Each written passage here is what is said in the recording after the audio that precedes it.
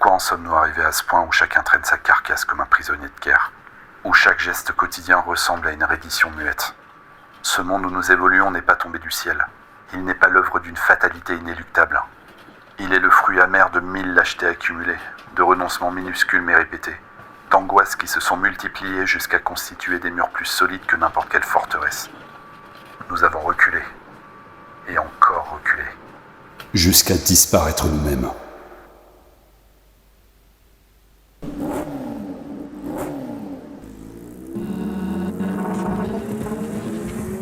Quelque part, et sans trop nous l'avouer, nous nous sommes retirés de la vie par peur d'avoir à la vivre vraiment. Nous avons confié nos existences à des gestionnaires, à des experts supposés savoir mieux que nous ce qu'il convient de faire, des hommes et des femmes présentés comme admirables, sérieux, rationnels, compétents. Timothée, on a webinaire à 14h. Nous les avons laissés nous promettre cette éternité de paix et de béatitude, à condition que nous leur abandonnions notre vigilance, que nous cessions de questionner, de douter, de troubler. Nous avons vendu notre droit de révolte contre une illusion de confort, et la compétition s'est inversée. Ce n'est plus une course à la bravoure, au courage et à l'honneur.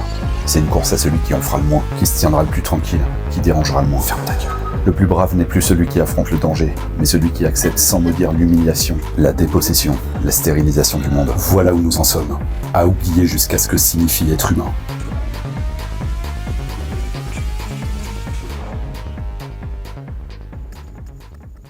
Excuse-moi, t'as pas croisé Timothée par hasard parce qu'on est censé faire une réunion en visio à 14h. Je suis né dans un village. Ce n'est pas un détail biographique, c'est une marque indélébile. Ce village, je l'ai parcouru enfant. J'y ai foulé la même terre que mes ancêtres pendant des siècles.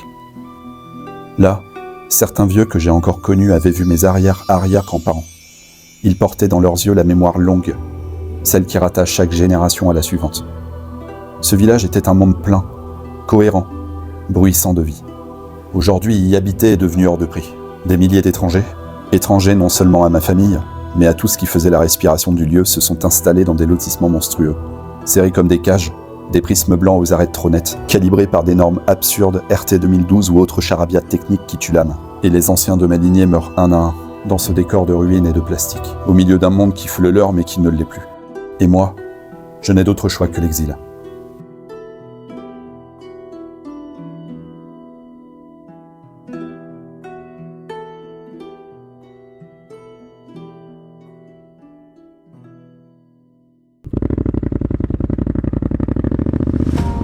Tu souffres, c'est sûr. Ne t'inquiète pas, ça va bien se passer.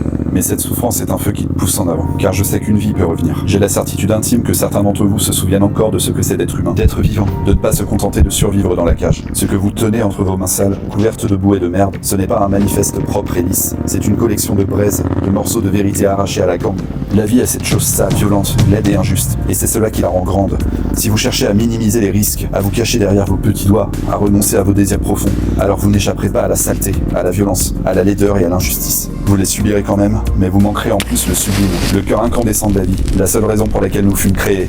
Cessez d'avoir honte, cessez d'avoir peur. Vous pouvez dire non, vous avez le droit de refuser, vous avez le droit de vous rebeller, vous avez le droit de désigner un ennemi, d'oser le pointer du doigt et de dire « c'est lui ce sale fils de... » et d'assumer. Vous avez le droit de parler à des inconnus, de briser la mécanique de l'indifférence. Chaque instant de l'existence, même dans la boue, peut être sublime, mais jamais sans le reste. Pas de victoire sans défaite, pas de plan parfait sans sacrifice, pas d'amour sans solitude. Le sublime est le frère siamois. Bien se passer, ne t'inquiète pas. T'inquiète pas. Hein? T'inquiète pas.